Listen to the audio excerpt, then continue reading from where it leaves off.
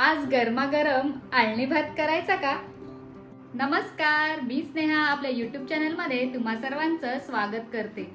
आज आपण मटणाचा भात बनवणार आहोत, म्हणजेच आळणी भात. तर चला सुरुवात करूया आजच्या या रेसिपीला.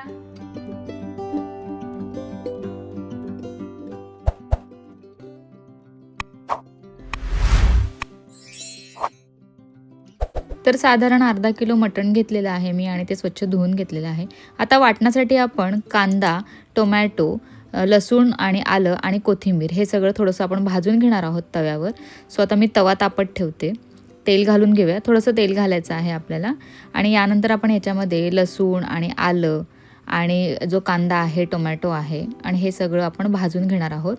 तर हे भाजल्यानंतर आपल्याला ह्याचं वाटण करायचं आहे. सो चला आता मी हे कांदा आणि टोमॅटो जे आहे ते भाजून घेते.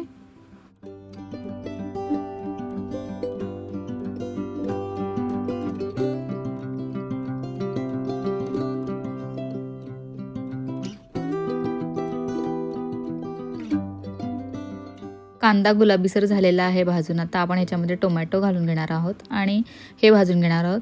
साधारण भाजल्यामुळे काय होतं की जो कचवट वास असतो तो कच्चा वास निघून जातो. त्याच्यामुळे आपल्याला हे भाजून घ्यायचं आहे.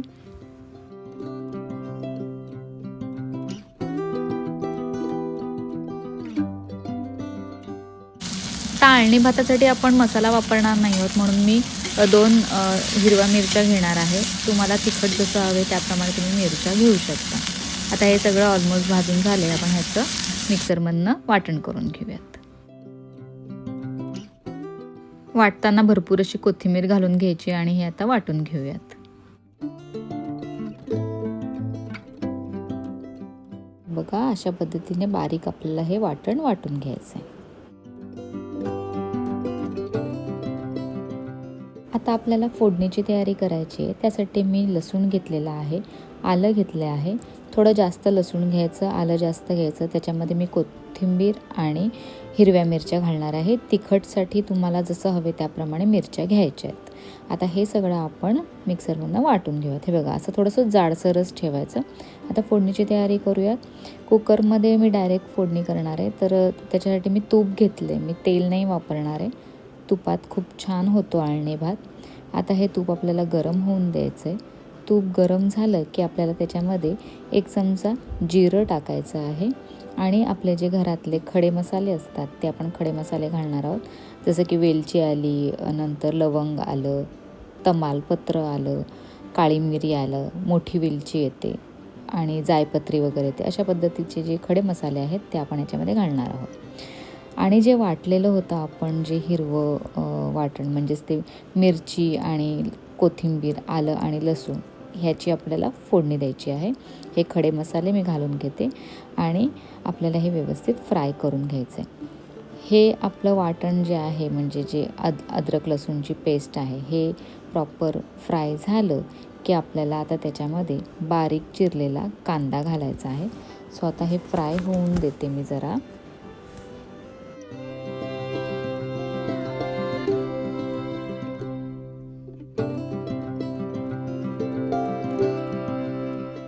आता आपला कांदा फ्राय झाला आहे छान. आता ह्याच्यामध्ये आपण 1 चमचा हळद घालणार आहोत, कारण याच्यामध्ये आपल्याला मसाले घालायचे नाहीत. हा आळणी भात आहे जो सगळेजण खाऊ शकतात, लहानांपासून मोठ्यांपर्यंत.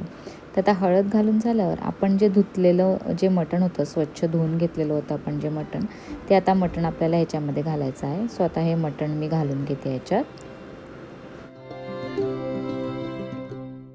मटण व्यवस्थित आपल्याला ह्याच्यामध्ये मिक्स करून घ्यायचं आहे, जेणेकरून जे आपण अद्रक लसूण पेस्ट आणि जी म्हणजे कोथिंबीर आणि अद्रक लसूण पेस्ट टाकलेली आहे, कांदा टाकलेला आहे, ते व्यवस्थित त्याला लागलं पाहिजे.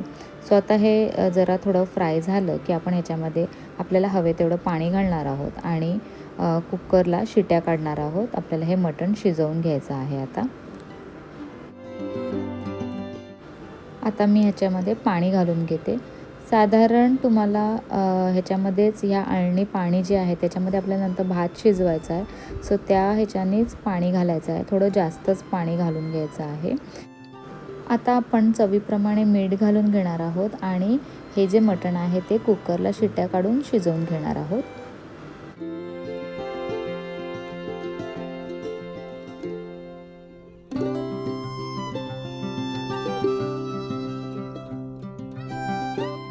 कुकरचं झाकण लावण्याआधी ह्याच्यावर मस्त बारीक चिरलेली कोथिंबीर घालूयात आणि पटकन हे मटण शिजवून घेऊयात.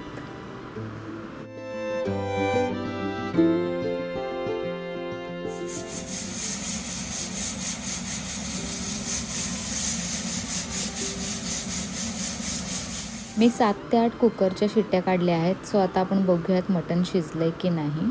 कुकर थोडा थंड होऊन द्यायचा. ओके, हे बघा अशा पद्धतीने तुमचं जे आळणी भात बनवण्यासाठी आपल्याला आळणी पाणी पाहिजे जे मटणाचं, सो हे आपल्याला जास्त पाहिजे. आता आपण मगाशी जे भाजून वाटण केलेलं होतं ते आपण ह्याच्यामध्ये घालून घेणार आहोत आणि यानंतर मी ह्याच्यासाठी इंद्रायणीचा तांदूळ वापरणार आहे, कारण का तो छान लागतो आणि त्याचा जो सुवास असतो त्या इंद्रायणी राईसचा आणि तो ज्याप्रमाणे असा गिच्चा भात होतो तो खूपच छान लागतो. सो आता हे आपण वाटण घालून थोडंसं उकळी आली की ह्याच्यामध्ये आता आपण तो भिजत घातलेला इंद्रायणी तांदूळ घालणार आहोत. हे बघा मी आता इंद्रायणी राईस घालून घेते आणि आता आपल्याला कुकरच्या शिट्ट्या परत काढायच्या आहेत आणि तो जो भात आहे तो आपल्याला, जो तांदूळ आहे तो आपल्याला शिजवून घ्यायचा आहे. सो चला आता मी पुन्हा एकदा कुकरचं झाकण लावते आणि शिट्ट्या काढून घेते. आता आपल्याला जास्त शिट्ट्या काढायच्या नाहीत कारण की मटण शिजलेलं आहे ऑलरेडी. सो 2 ते 3 शिट्ट्यांमध्ये आपला भात तयार होणार आहे. आता मगाशी आपण मटणासाठी घातलेलं होतं, जे मीठ घातलेलं होतं ते. सो आता आपण भात पण म्हणजे तांदूळ ॲड केला आहे त्याच्यामध्ये. सो त्या ह्याच्याने आपल्याला थोडंसं परत मीठ घालावं लागणार आहे. आता व्यवस्थित मिक्स करून आपण ह्यावर झाकण लावून शिट्ट्या काढून घेऊयात. पण त्याआधी मी आता पुन्हा एकदा 1 चमचा तूप घालणार आहे. सो तुपाचा जो सुगंध येतो आणि म्हणजे खूपच छान लागतो तुपामधला आळणी भात. सो आता मस्तपैकी आळणी भात बनवून घेऊयात.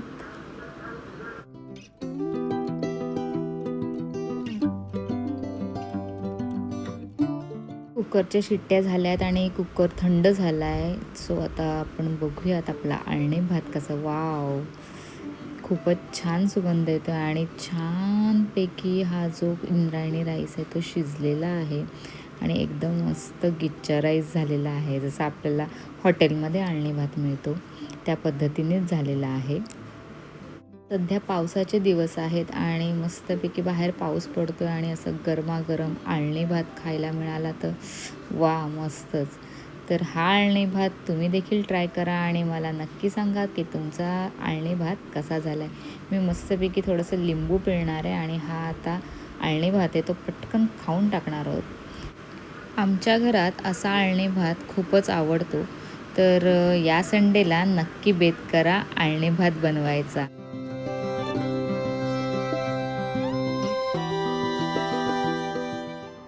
तर असा मटणाचा गरमागरम आळणी भात घरी नक्की ट्राय करा आणि तुमचा हा आळणी भात कसा झाला हे मला कमेंटमध्ये जरूर सांगा. अशाच रेसिपी बघत राहण्यासाठी माझ्या चॅनलला लाईक करा, शेअर करा आणि सबस्क्राईब करायला विसरू नका. लवकरच भेटू पुन्हा नवीन एका व्हिडिओमध्ये. तोपर्यंत स्टे ट्यून.